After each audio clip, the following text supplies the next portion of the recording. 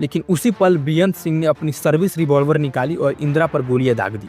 उन्होंने 3 गोलियां चलाई जो इंदिरा के सीने और पेट में लगी। करीब 30 गोलियां इंदिरा के शरीर में लगी। वो तुरंत जमीन पर गिर पड़ी। इंदिरा गांधी खून से लथपथ जमीन पर पड़ी थी। उनके पर्सनल सेक्रेटरी आर.के. धवन और अदर एम्प्लॉयज ने उन्हें तुरंत उठाया। इसके बाद दोपहर करीब 2:20 पर डॉक्टरों ने ऑफिशियली अनाउंस किया कि इंदिरा गांधी अब इस दुनिया में नहीं रही। आप सभी को राधे राधे, जय श्री कृष्ण। इंडिया के हिस्ट्री में कुछ इंसिडेंट्स ऐसी है जो समय की रेखा पर एक गहरी छाप छोड़ जाती है और इनमें से एक है देश की पहली और एकमात्र महिला प्रधानमंत्री इंदिरा गांधी की हत्या। 31 अक्टूबर 1984 का वो दिन जब देश ने अपने एक बड़े नेता को खो दिया, तो वो ना सिर्फ एक ट्रेजेडी था बल्कि उस टाइम का सबसे कॉम्प्लेक्स सोशल, पॉलिटिकल और कल्चरल टर्मोइल का सिंबल भी था। क्योंकि इंदिरा गांधी की हत्या सिर्फ एक व्यक्ति की हत्या नहीं थी, ये उस समय के सर्कमस्टांसेस, डिसीजंस और उनके कॉन्सिक्वेंसेस की एक लंबी सीरीज का रिजल्ट था। इसलिए इस वीडियो में हम आपको ले चलेंगे एक ऐसी जर्नी पर जो इंदिरा गांधी के लाइफ, उनके समय के चैलेंजेस और उस ट्रेजिक इंसिडेंट्स के पीछे की कहानी को हाईलाइट करेगी। इंदिरा गांधी जिन्हें भारत की आयरन लेडी कहा जाता है, वो एक ऐसी पर्सनालिटी थी जिन्होंने अपनी लीडरशिप से देश को नई दिशा दी। उनके जीवन की कहानी एक साधारण लड़की से शुरू होकर इंडिपेंडेंस स्ट्रगल के दौर में पंडित जवाहरलाल नेहरू की बेटी के रूप में उभरने और फिर देश की सबसे पावरफुल लीडर बनने तक की है। लेकिन उनकी ये जर्नी बिना कंट्रोवर्सीज और चैलेंजेस की नहीं थी। इसलिए इस वीडियो में हम उनके जीवन के उन पहलुओं को जानेंगे जो उनके पर्सनालिटी और डिसीजन को समझने में मदद करते हैं। इसके बाद हम बात करेंगे खालिस्तान मूवमेंट की, जो 1970 और 1980 के दशक में पंजाब में एक बड़े सोशल और पॉलिटिकल मूवमेंट के रूप में उभरा। इस मूवमेंट ने न सिर्फ पंजाब बल्कि पूरे देश में तनाव की स्थिति पैदा कर दी थी। हम देखेंगे कि कैसे सिख सेपरेटिज्म की मांग ने एक कॉम्प्लेक्स क्राइसिस को जन्म दिया, जिसने इंदिरा गांधी की गवर्नमेंट के सामने अनप्रेसिडेंटेड चैलेंज खड़ी की। फिर हम रुकेंगे ऑपरेशन ब्लू स्टार पर। 1984 में लिया गया वो कंट्रोवर्शियल डिसीजन जिसने गोल्डन टेम्पल जैसे पवित्र जगह को मिलिट्री एक्शन का सेंटर बना दिया। इस ऑपरेशन ने न सिर्फ सिख कम्युनिटी के एक बड़े हिस्से को हर्ट किया बल्कि देश भर में एक गहरी खाई पैदा कर दी। और लास्ट में हम उस दुखद घटना की बात करेंगे जब इंदिरा गांधी की उनके ही बॉडीगार्ड द्वारा हत्या कर दी गई। हम न सिर्फ उस हत्या के पीछे की सिचुएशन को समझेंगे बल्कि ये भी देखेंगे कि इसके बाद देश में क्या क्या हुआ। तो ये कहानी ना सिर्फ इतिहास की किताबों का हिस्सा है बल्कि ये हमें सिखाती है कि पावर, फेथ और सैक्रिफाइस के बीच का रिलेशन कितना कॉम्प्लिकेटेड हो सकता है। तो आइए इस वीडियो में हम एक साथ इस ऐतिहासिक कहानी को खोलते और समझते हैं कि आखिर क्यों और कैसे हुई इंदिरा गांधी की हत्या। क्योंकि ये एक ऐसी कहानी है जो हमें इतिहास के पन्नों से जोड़ती है और आज भी हमें सोचने पर मजबूर करती है।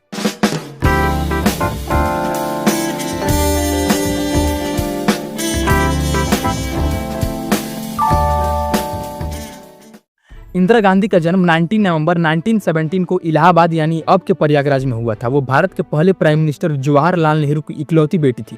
इनके फादर नेहरू न सिर्फ एक बड़े नेता थे बल्कि भारत के इंडिपेंडेंस स्ट्रगल के एक प्रोमिनेंट फेस भी थी, जिसके कारण इंदिरा गांधी का बचपन आज़ादी की लड़ाई के बीच गुजरा। इनके घर आनंद भवन में हमेशा फ्रीडम फाइटर्स की आवाज़ जाहिर रहती थी, जिसकी वजह से इस माहौल ने इंदिरा को कम उम्र में ही देश सेवा और राजनीति का पाठ पढ़ाया। इंदिरा गांधी की पढ़ाई भारत और विदेशों में हुई। वो ऑक्सफोर्ड यूनिवर्सिटी में भी पढ़ी, लेकिन उनकी ज़िंदगी का असली स्कूल था उनका परिवार और आज़ादी की लड़ाई। जवाहरलाल नेहरू की बेटी होने के नाते उन पर हमेशा एक खास जिम्मेदारी थी। लोग उनसे उम्मीद करते थे कि वो अपने पिता की तरह देश के लिए कुछ बड़ा करेंगी, लेकिन इंदिरा गांधी केवल अपने पिता की छाया में नहीं रही बल्कि इन्होंने अपनी खुद की पहचान बनाई। इंदिरा गांधी ने साल 1942 में फिरोज गांधी से शादी की, जो एक पारसी फैमिली से थे और इंडिपेंडेंस स्ट्रगल में एक्टिव थे। तो इनके इस शादी ने कई लोगों को चौंकाया क्योंकि उस समय इंटरकास्ट और इंटर रिलीजियन मैरिज कॉमन नहीं थी। यहाँ पर इंटरकास्ट और इंटर रिलीजियन की बात इसलिए हो रही है क्योंकि इंदिरा गांधी अपने शादी से पहले इंदिरा नेहरू थी यानी हिंदू थी, लेकिन फिरोज गांधी जो कि मुस्लिम थे, उनसे शादी के बाद गांधी टाइटल इनके नाम में भी आ गया। तभी से इंदिरा जी को इंदिरा गांधी बोले जाने लगा।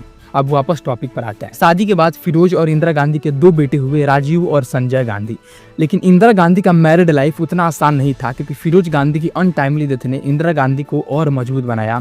और उसके बाद वो सिर्फ एक मदर और वाइफ नहीं थी बल्कि एक ऐसी महिला थी जो देश की बागडोर संभालने की ओर बढ़ रही थी, जिसके कारण इंदिरा गांधी की पॉलिटिकल जर्नी तब शुरू हुई जब वो अपने फादर के साथ काम करने लगी। जवाहरलाल नेहरू के प्राइम मिनिस्टर रहते हुए इंदिरा गांधी उनकी इनफॉर्मल एडवाइजर थी। वो उनके साथ देश विदेश के दौरे करती थी और राजनीति की बारीकियां सीखती थी। इसके बाद साल 1959 में वो इंडियन नेशनल कांग्रेस के चेयरमैन बनी। ये वो समय था जब इंदिरा गांधी ने अपनी लीडरशिप एबिलिटीज़ को साबित करना शुरू किया। लेकिन असली मोड़ आया साल 1964 में जब जवाहरलाल नेहरू का डेथ हुआ। देश शोक में डूब गया जिसके कारण इंदिरा गांधी के लिए एक पर्सनल और पॉलिटिकल चैलेंज बन गई। नेहरू के बाद लाल बहादुर शास्त्री जी प्राइम मिनिस्टर बने और इंदिरा गांधी को उनके कैबिनेट में इंफॉर्मेशन और ब्रॉडकास्टिंग मिनिस्टर बनाया गया। लेकिन शास्त्री जी की अचानक मृत्यु के बाद 1966 में इंदिरा गांधी को कांग्रेस पार्टी ने प्राइम मिनिस्टरशिप के लिए चुना। ये वो पल था जब इंदिरा गांधी भारत की पहली और अब तक इकलौती महिला प्रधानमंत्री बनी। लेकिन ये रास्ता आसान नहीं था, क्योंकि कई अपोजिशन लीडर्स उन्हें गूंगी गुड़िया कहकर मजाक बनाते थे, क्योंकि उन लोगों का मानना था कि इंदिरा गांधी इनएक्सपीरियंस्ड है और आसानी से कंट्रोल की जा सकती है। लेकिन इंदिरा गांधी ने जल्दी साबित कर दिया कि वो न सिर्फ मजबूत है बल्कि अपनी शर्तों पर देश चलाने की काबिलियत रखती है। और यही वजह थी कि इंदिरा गांधी की नीतियों ने भारत को एक नई दिशा दी। उन्होंने गरीबी हटाओ का नारा दिया, जो 1971 के इलेक्शन में उनकी सबसे बड़ी ताकत बना। वो चाहती थी कि भारत इकोनॉमिकली और सोशली रूप से मजबूत हो, और इसके लिए उन्होंने बैंकों को नेशनलाइज्ड किया, जिससे गरीबों और मिडिल क्लास तक बैंकिंग सर्विस पहुंच सके। कोल माइंस और इंश्योरेंस सेक्टर भी नेशनलाइज्ड हुआ, और ये स्टेप्स उस समय रिवॉल्यूशनरी थे, क्योंकि इससे गवर्नमेंट का कंट्रोल बढ़ा और आम लोगों को फायदा हुआ। लेकिन इन पॉलिसीज ने बड़े इंडस्ट्रियलिस्ट और रिच क्लास को नाराज कर दिया। इंदिरा गांधी की एक और खास बात थी, और वो थी उनकी फॉरेन पॉलिसी, क्योंकि वो भारत को ग्लोबल स्टेज पर एक मजबूत आवाज देना चाहती थी। साथ ही 1971 में बांग्लादेश लिबरेशन वॉर में इनका रोल हिस्टोरिकल था, क्योंकि पाकिस्तान के खिलाफ युद्ध में भारत की जीत और बांग्लादेश का क्रिएशन इंदिरा गांधी के लीडरशिप का एक बड़ा सबूत था। इस जीत ने उन्हें जनता के बीच और पॉपुलर बना दिया। लेकिन इनकी पॉलिसीज हमेशा कंट्रोवर्सी से घिरी रही, क्योंकि कुछ लोग इन्हें एक विजनरी लीडर मानते थे, तो कुछ इन्हें आज भी डिक्टेटर कहते हैं। इंदिरा गांधी ने पावर को सेंट्रलाइज करने पर बहुत जोर दिया। उन्होंने कांग्रेस पार्टी और सरकार में अपनी पकड़ मजबूत की। ये अपने क्लोज एडवाइजर और कॉन्फिडेंट्स पर ज्यादा भरोसा करती थी, जिसके कारण इस सेंट्रलाइजेशन की वजह से कई बार उन पर डेमोक्रेसी को कमजोर करने का आरोप लगा। खासकर 1975 में जब उन्होंने इमरजेंसी लागू किया, तो ये आरोप और तेज हो गए। और ये इमरजेंसी एक ऐसा दौर था जिसने इंदिरा की छवि को हमेशा के लिए बदल दिया। लेकिन इस इमरजेंसी 1975 की कहानी हम कभी दूसरे वीडियो में डिटेल में समझेंगे। तब तक के लिए टॉपिक पर वापस आते हैं। इंदिरा गांधी की पॉलिसीज में एक और इम्पोर्टेंट इंसिडेंट थी, और वो थी ऑपरेशन ब्लू स्टार। ये एक ऐसा फैसला था जिसने उनके जीवन को हमेशा के लिए बदल दिया, क्योंकि साल 1984 में पंजाब में बढ़ते इंसर्जेंसी को रोकने के लिए इंदिरा गांधी ने सेना को अमृतसर के गोल्डन टेम्पल में एंटर करने का ऑर्डर दिया। और ये ऑपरेशन सिख कम्युनिटी के पवित्र जगह पर हुआ, और इसके परिणाम बहुत दुखद थे। इस फैसले ने देश में एक बड़ा कंट्रोवर्सी खड़ा कर दिया और इंदिरा के लिए एक खतरनाक मोड़ लाया। लेकिन इसकी पूरी कहानी हम आगे वीडियो में समझते हैं, ताकि आप समझ सके कि ये इंसिडेंट इनके मृत्यु से कैसे जुड़ी। क्योंकि इंदिरा गांधी की कहानी सिर्फ एक नेता की कहानी नहीं है, ये एक ऐसी महिला की कहानी है जो अपने समय में बहुत आगे थी। वो एक बेटी थी, एक पत्नी थी, एक माँ थी, और सबसे बढ़कर वो भारत की आयरन लेडी थी। लेकिन उनकी जिंदगी का अंत इतना दुखद क्यों हुआ, इसके लिए हमें उनकी कहानी को और गहराई से समझना होगा। तो वीडियो के आगे हम बात करेंगे उन रीजंस की जिन्होंने इंदिरा गांधी की डेथ की वजह बनाई। अब हम अपनी कहानी को आगे बढ़ाते हैं और बात करते हैं उस दौर की जिसने इंदिरा गांधी की मौत की बैकग्राउंड तैयार की। ये 1980 का शुरुआती समय था, जब भारत में कई तरह के बदलाव और तनाव देखने को मिल रहे थे, खासकर पंजाब में, जहां सिख कम्युनिटी के बीच उथल पुथल मची थी। यहाँ पर हम समझेंगे कि पंजाब में क्या हो रहा था, खालिस्तान मूवमेंट क्या था, जनरल सिंह भिंडरावाले का इम्पैक्ट कैसे बढ़ा, और सिख कम्युनिटी और इंडियन गवर्नमेंट के बीच तनाव क्यों पैदा हुआ। तो चलिए इस कहानी को इजी वे में समझते हैं। देखिए, 1980 का दशक भारत के लिए कॉम्प्लिकेटेड समय था, क्योंकि देश आजादी के बाद कई चुनौतियों से जूझ रहा था। इकोनॉमिक प्रॉब्लम्स, सोशल चेंजेस और पॉलिटिकल इनस्टेबिलिटी थी। लेकिन पंजाब में जो हो रहा था वो एक अलग तरह का तूफान था। पंजाब, जो भारत का एक समृद्ध और हरा भरा स्टेट था, उस समय अशांति का सेंटर बन चुका था। वहां सिख कम्युनिटी के बीच एक नया मूवमेंट जन्म ले रहा था, जिसे खालिस्तान मूवमेंट कहा गया। लेकिन ये मूवमेंट शुरू कैसे हुआ, इसके लिए हमें थोड़ा पीछे जाना होगा। तो देखिए, सिख कम्युनिटी भारत का एक गौरवशाली हिस्सा है। उनकी संस्कृति, इतिहास और बलिदान की कहानी हर भारतीय के लिए एक इंस्पिरेशन का सोर्स है। लेकिन 1970 के दशक के अंत तक पंजाब में कुछ सिखों के बीच ये भावनाएं बढ़ने लगी थी कि उनके कम्युनिटी के साथ ठीक व्यवहार नहीं हो रहा है, क्योंकि उन्हें लगता था कि इंडियन गवर्नमेंट उनके राइट्स और आइडेंटिटी को दबा रही है। तो इसमें कई कारण थे। पंजाब में सिखों की पॉपुलेशन मेजोरिटी में थी, लेकिन उन्हें लगता था कि उनकी डिमांड्स को नजरअंदाज किया जा रहा है। जैसे कि आनंदपुर साहिब प्रपोजल, जिसे शिरोमणि अकाली दल ने 1973 में पेश किया था। इस प्रपोजल में सिखों के लिए ज्यादा ऑटोनॉमी और कुछ स्पेशल राइट्स की मांग की गई थी, लेकिन सेंट्रल गवर्नमेंट ने इसे गंभीरता से नहीं लिया, जिससे कई सिखों में नाराजगी बढ़ी। तो इस दौरान खालिस्तान का विचार सामने आया। कुछ सिख ग्रुप्स ने डिमांड की कि पंजाब को एक अलग देश बनाया जाए जिसका नाम हो खालिस्तान। ये एक ऐसा देश होगा जहां सिख अपनी धार्मिक और सांस्कृतिक पहचान के साथ स्वतंत्र रूप से रह सके।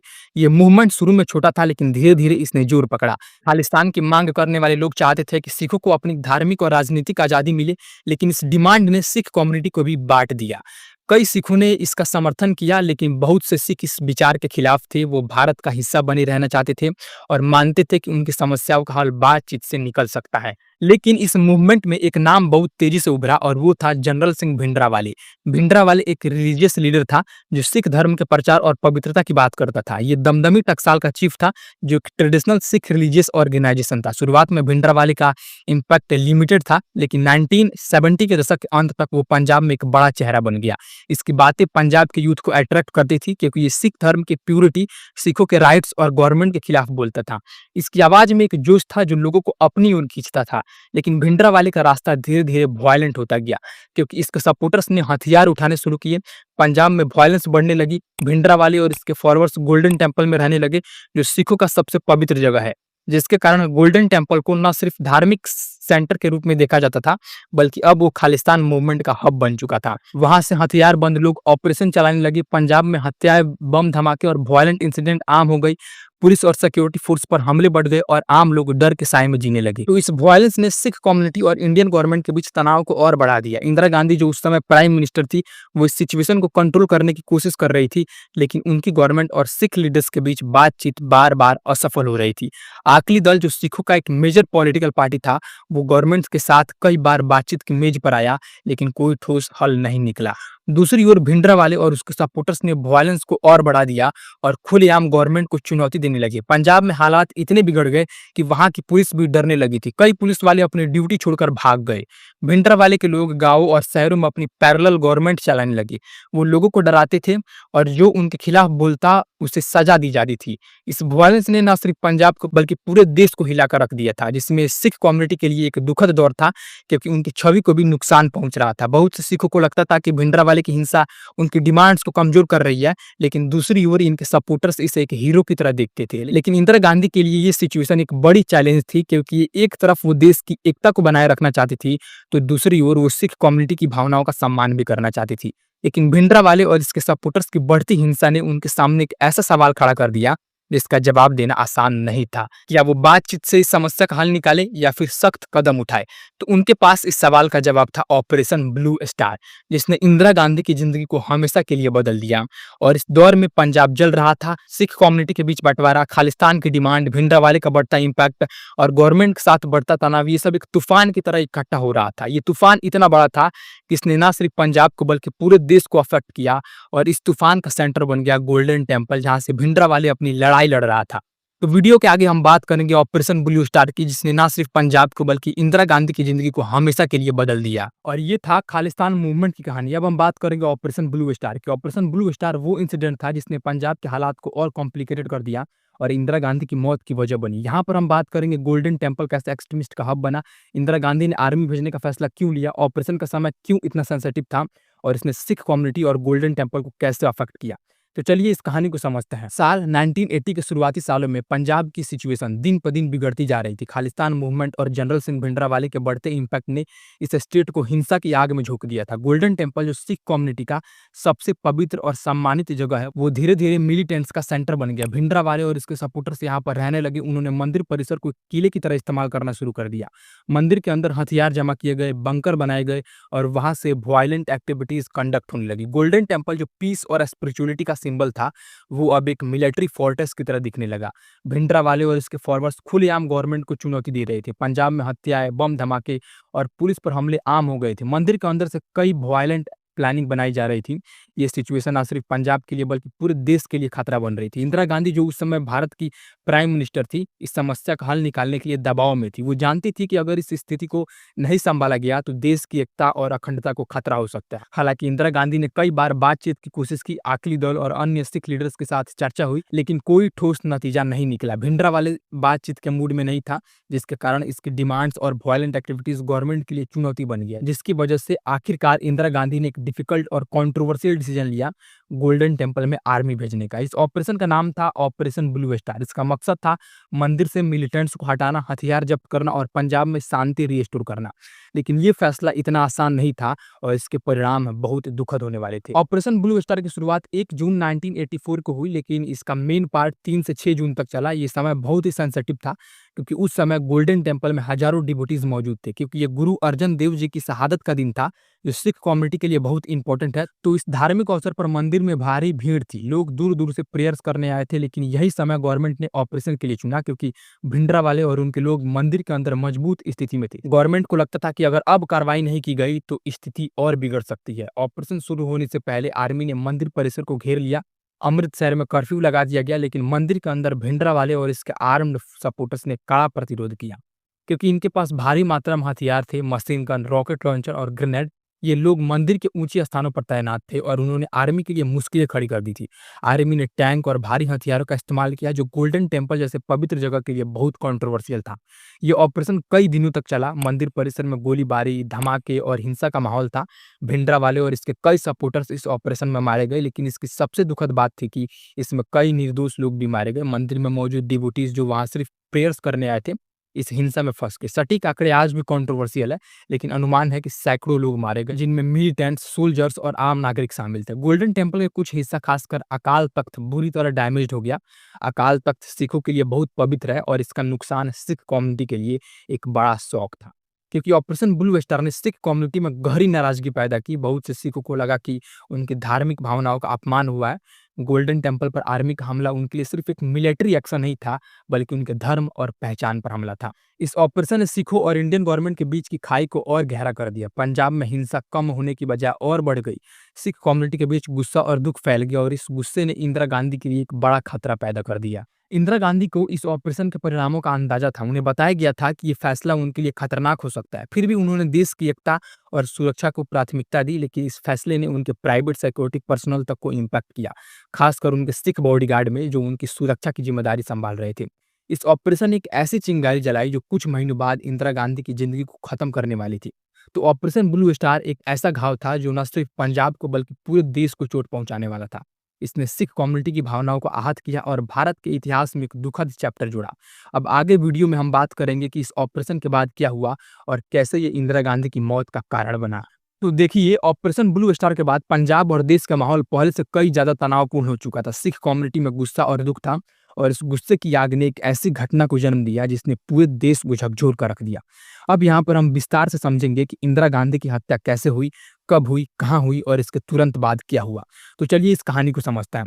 31 अक्टूबर 1984 का दिन था। सुबह के करीब 9 बजे। जगह थी नई दिल्ली, जहाँ इंदिरा गांधी का ऑफिशियल रेसिडेंस 1 सफदरजंग रोड, ये उनका घर और ऑफिस दोनों था। उस सुबह इंदिरा गांधी अपने सिंपल रूटीन में थी। वो अपने घर से निकलकर बगल में बने अपने ऑफिस की ओर जा रही थी। उन्हें उस दिन ब्रिटिश एक्टर पीटर उस्तनोव के साथ एक इंटरव्यू के लिए तैयार होना था, जो एक डॉक्यूमेंट्री बना रहे थे। तो इंदिरा गांधी हमेशा की तरह आत्मविश्वास और शांत दिख रही थी, लेकिन कोई नहीं जानता था कि ये उनकी जिंदगी का आखिरी दिन था। इसके अलावा इंदिरा गांधी की सिक्योरिटी में कई बॉडीगार्ड तैनात थे। इनमें से 2 सिख बॉडीगार्ड थे, एक बेअंत सिंह और दूसरा सतवंत सिंह। ये दोनों इंदिरा गांधी के पर्सनल सेफ्टी के लिए जिम्मेदार थे। इसमें बेअंत सिंह 34 ईयर्स के थे और कई सालों से इंदिरा की सिक्योरिटी में पोस्टेड थे। ये एक एक्सपीरियंस्ड और लॉयल बॉडीगार्ड माने जाते थे। तो वहीं दूसरी तरफ सतवंत सिंह 21 ईयर्स के थे और अभी नए थे, लेकिन इनकी ड्यूटी भी इंदिरा को प्रोटेक्ट करना था। तो ये दोनों उस समय इंदिरा के साथ उनके घर के बगीचे में मौजूद थे, जहां से वो अपने ऑफिस की ओर बढ़ रही थी। लेकिन उस सुबह कुछ अलग था, क्योंकि ऑपरेशन ब्लू स्टार के बाद सिख कम्युनिटी में गहरी नाराजगी थी। कई सिखों को लगता था कि गोल्डन टेम्पल पर हमला उनके रिलीजियन और आइडेंटिटी पर हमला था और इसी कारण से इस गुस्से ने बेअंत सिंह और सतवंत सिंह को भी अफेक्ट किया था। इसके कारण दोनों ने फैसला लिया कि वो इंदिरा गांधी की हत्या करेंगे। ये फैसला उनके मन में कई दिनों से पल रहा था।